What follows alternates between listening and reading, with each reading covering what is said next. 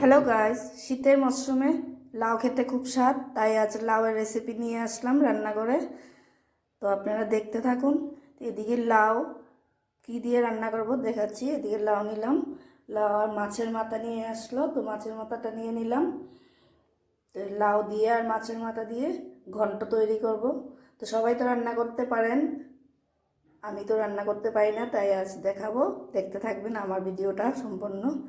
আর এদিকে লাউয়ের চিলকাটা ফেললাম না, এটাও কুচি করে নিলাম।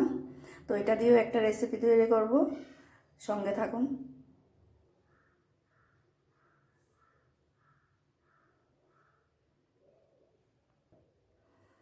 এদিকে লাউ ঘন্টার জন্য অল্প করে খাসার চাল ভিজিয়ে রেখেছিলাম, তো এটাও দেব।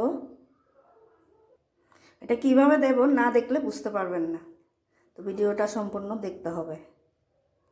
লাউয়ের ঘন্ট বানানোর জন্য মাথাগুলি হলুদ লবণ মেখে নিলাম। কড়াইতে তেল দিয়ে দিলাম, তেলটা গরম হচ্ছে, তারপর মাথাগুলি ছেড়ে দেব। মাছের মাথাটা ভাজতে দিয়ে দিলাম। তো সম্পূর্ণ মাছের মাথাটা আমার ভাজা হয়ে গেল। এখন আমি লাউটা হালকা করে ভাপিয়ে নেব। ঘন্টার লাউটাকে আমি হালকা করে এখন ভাপিয়ে নেব। কড়াইতে দিয়ে দিলাম, এখন ঢাকনা দিয়ে দেব। তো কিছুক্ষণ ভাপিয়ে নেব। তো লাউটা আমার ভাপানো হয়ে গেছে, আমি বাটিতে নিয়ে নিলাম। এদিকে যে লাউর চিলকার রেসিপিটা, এটাকে হালকা করে ভাপিয়ে নেব, তার জন্য কড়াইতে দিয়ে দিলাম। লাউ চিলকাটা আমার ভাপানো হয়ে গেছে, আমি বাটিতে নিয়ে নিলাম। লাউ সম্বরের জন্য আমি কড়াইটা বসিয়ে দিলাম, কড়াইটা গরম হয়ে গেছে, এখন আমি তেল দিয়ে দেব। এদিকে আমি মেথি ফোড়ন দিয়েছি আর তেজপাতা দিয়ে দিচ্ছি। এদিকে লাউ ঘন্টের জন্য আমি মশলা নিয়েছি, আদা বাটা আর কাঁচা লঙ্কা বাটা। তো এখন এটা আমি দিয়ে দেবো। আমার তেজপাতা মেথিটা হয়ে গেছে লাল লাল।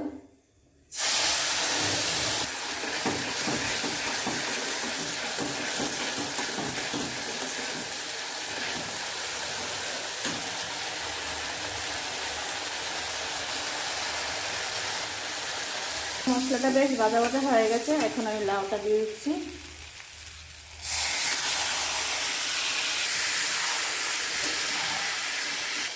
লাউ মশলা বেশ ভাজা ভাজা হয়ে গেছে, এখন মাছের মাথাটা দিয়ে দেব।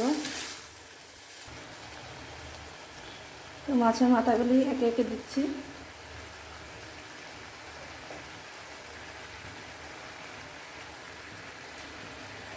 মাছের মাথা মুড়োটা ভেঙে দিলে বেশ লাউটা জমে খেতে। এ দিয়ে কিছুক্ষণ মাছের মাথা আর লাউটা ফোটাতে থাকবো। মাছের মাথা আর লাউটা দেখতেই পাচ্ছেন বেশ ফুটে গেছে। তো এখন আমি যে খাসার চালটা দেখিয়েছিলাম সেটা আমি মিক্সচার করে নিয়েছি। ইচ্ছা করলে আপনারা বেটেও নিতে পারেন, তো আমি মিক্সচার করে নিয়েছি। এখন এটা আমি দিয়ে দেবো।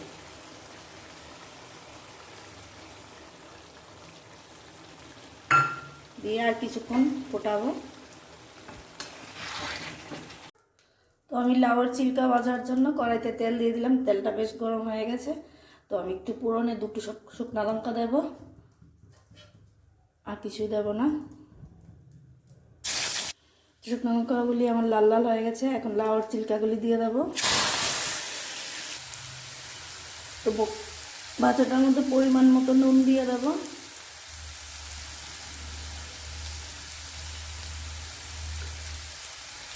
পরিমাণ মতো হলুদ দিয়ে দেবো, দিয়ে একটু নাড়াচাড়া করে দেবো।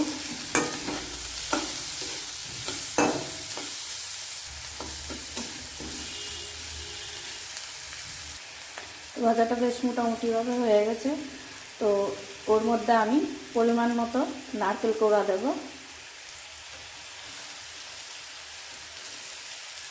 জানি না আপনারা খেয়েছেন কি না, আমার শ্বশুরবাড়িতে এটা খুব খায়, তার জন্য আমারও খুব ভালো লাগে, তাই আমি করলাম। ভালো লাগলে আপনারাও করে খাবেন। এই করে আস্তে আস্তে লাল লাল করে নামাবো।